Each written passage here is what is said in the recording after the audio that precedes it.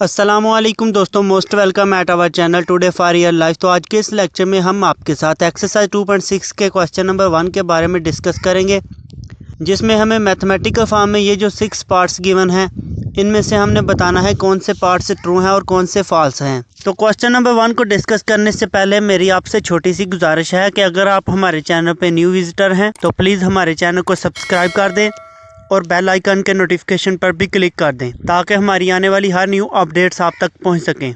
तो दोस्तों, सबसे पहले हम पार्ट नंबर 1 की बात कर लेते हैं। तो इसकी जो हमें लेफ्ट हैंड साइड गिवन है उसमें -3 का अंडर 2 टाइम अपीयर हो रहा है। तो हम जानते हैं कि अगर दो same values at a same time आपस में मल्टीप्लाई हो रही हो तो इनकी पावर्स एड अप होती हैं। यानी कि जो हमें वैल्यू गिवन है ना -3 का अंडर एक पावर इसकी है, और जो हमें नेक्स्ट दूसरी वैल्यू गिवन है -3 का अंडर इसकी भी पावर 1 है। तो हम इसको लिख सकते हैं -3 का अंडर और पावर हम इसकी लिख सकते हैं 2। तो दोस्तों, ये भी हम जानते हैं कि अगर किसी अंडर की पावर आ जाए 2 तो जो पावर है ना हमारे पास 2, ये अंडर से कैंसिल आउट हो जाएगा और हमारी वैल्यू आ जाएगी -3।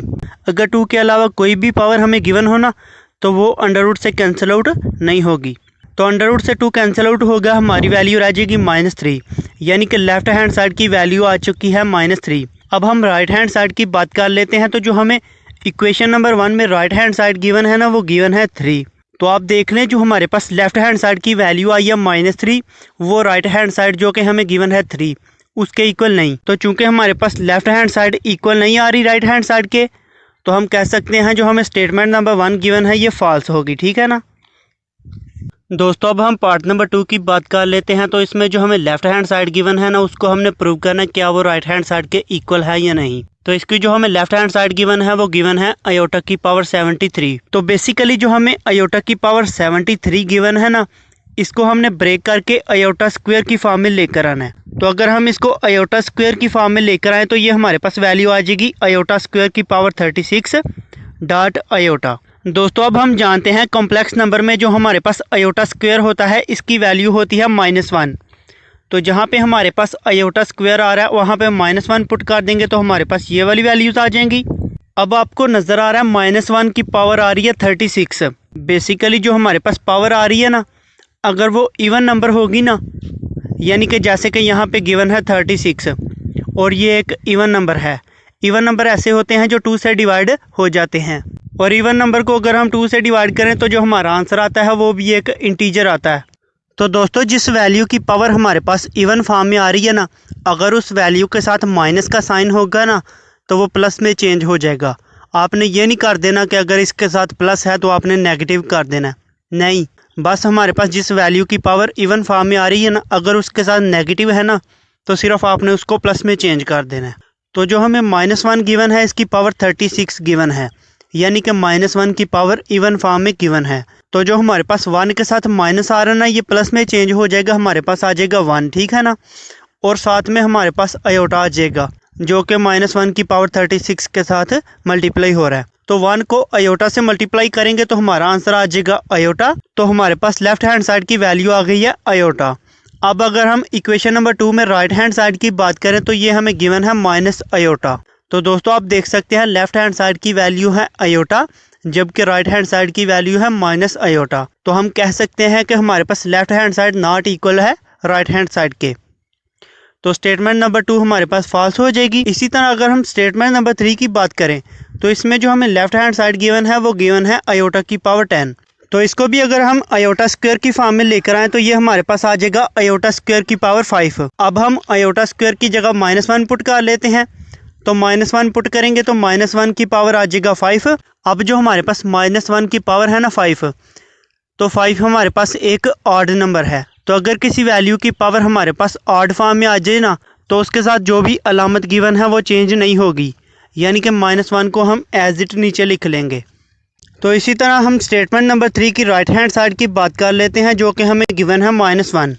तो दोस्तों, आप देख सकते हैं जो हमने लेफ्ट हैंड साइड की वैल्यू फाइंड अप की है वो हमारे पास -1 आई है, जबकि जो हमारे पास राइट हैंड साइड की वैल्यू है वो भी हमारे पास -1 है। यानी कि हम कह सकते हैं लेफ्ट हैंड साइड इक्वल है राइट हैंड साइड के। तो स्टेटमेंट नंबर 3 जो हमें गिवन है ये ट्रू हो जाएगी। ठीक है ना दोस्तों, अब हम पार्ट नंबर 4 की बात कर लेते हैं। तो इसमें जो हमें कॉम्प्लेक्स नंबर गिवन है ना -6 आयोटा प्लस आयोटा स्क्वायर, इसका हमने कॉन्जुगेट लेना है। और अगर हमारा जो आंसर आएगा ना वो इक्वल आ जाएगा -1 + 6 अयोटा के। अगर हमारा आंसर इसके इक्वल आ गया फिर तो हमारा आंसर हो जाएगा ट्रू, अदरवाइज फॉल्स हो जाएगा। तो दोस्तों जो हमें कॉम्प्लेक्स नंबर गिवन है ना -6 अयोटा प्लस अयोटा स्क्वायर, सबसे पहले हम इसको जी के इक्वल लेट कर लेंगे, ठीक है ना। अब जो हमें जी की वैल्यूज़ गिवन है ना -6 अयोटा प्लस अयोटा स्क्वायर, तो यहाँ पे जो हमें अयोटा स्क्वायर गिवन है ना इसकी वैल्यू हमें पता है कि इसकी वैल्यू हमारे पास होती है -1। तो हम अयोटा स्क्वायर की जगह -1 पुट कर देंगे, हमारे पास जी की वैल्यूज़ आ जाएंगी -6 अयोटा -1। तो दोस्तों हम जानते हैं ये जो हमें वैल्यूज़ गिवन है ना -6 अयोटा -1, ये वैल्यूज़ हैं एक कॉम्प्लेक्स नंबर्स की, ठीक है ना। और हम जानते हैं कि जो हमारे पास कॉम्प्लेक्स नंबर होते हैं ना उसमें रियल पार्ट को पहले लिखते हैं और हम इमेजिनरी पार्ट को बाद में लिखते हैं।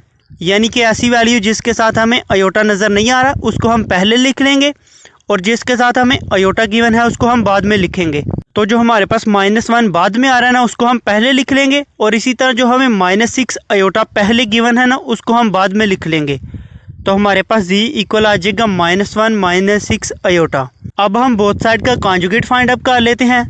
तो दोस्तों कॉन्जुगेट फाइंड अप करने के लिए सिंपली आपने जी के ऊपर भी एक लाइन लगानी है और जो हमें जी की वैल्यूज़ गिवन है ना -1 - 6 अयोटा, इनके ऊपर भी आपने एक लाइन लगा लेनी है। अब जो हमारे पास -1 - 6 अयोटा है इसके ऊपर जो लाइन है ना इसको हमने रिमूव करना है। तो इसको हम कैसे रिमूव कर सकते हैं? बेसिकली जो हमारे पास इमेजिनरी पार्ट है ना, यानी कि जिस वैल्यू के साथ हमें अयोटा गिवन है उसके साथ जो अलामत है ना उसको हम चेंज कर देंगे तो हमारे पास वैल्यूज़ के ऊपर से लाइन रिमूव हो जाएगी। तो जी के ऊपर जो लाइन है इसको हमने एज इट नीचे लिख लेना है और जो हमें -6 अयोटा गिवन है ना यानी कि इमेजिनरी पार्ट गिवन है ये हमारे पास +6 अयोटा में चेंज हो जाएगा। तो हमारे पास वैल्यूज़ आ जाएंगी -1 + 6 अयोटा, ठीक है ना। तो दोस्तों आप देख सकते हैं जो हमें कॉम्प्लेक्स नंबर गिवन था ना -6 अयोटा प्लस अयोटा स्क्वायर, जब हमने इसका कॉन्जुगेट फाइंड अप किया ना तो हमारे पास जो वैल्यू आई है -1 + 6 अयोटा, ये वाली वैल्यू स्टेटमेंट में गिवन वैल्यू के इक्वल आ गई है। तो हमारे पास पार्ट नंबर 4 ट्रू हो जाएगा, ठीक है ना। दोस्तों अब हम क्वेश्चन नंबर 1 के पार्ट नंबर 5 की बात कर लेते हैं। तो इसमें हमने सिंपली बताना है कि जो हमें कॉम्प्लेक्स नंबर गिवन है ना जी, जिसकी वैल्यूज़ हमें गिवन है a + b अयोटा, इसका सबसे पहले हमने कॉन्जुगेट फाइंड अप करना है। कॉन्जुगेट फाइंड अप करने के बाद हमने जी को इसी के कॉन्जुगेट में से माइनस करना है।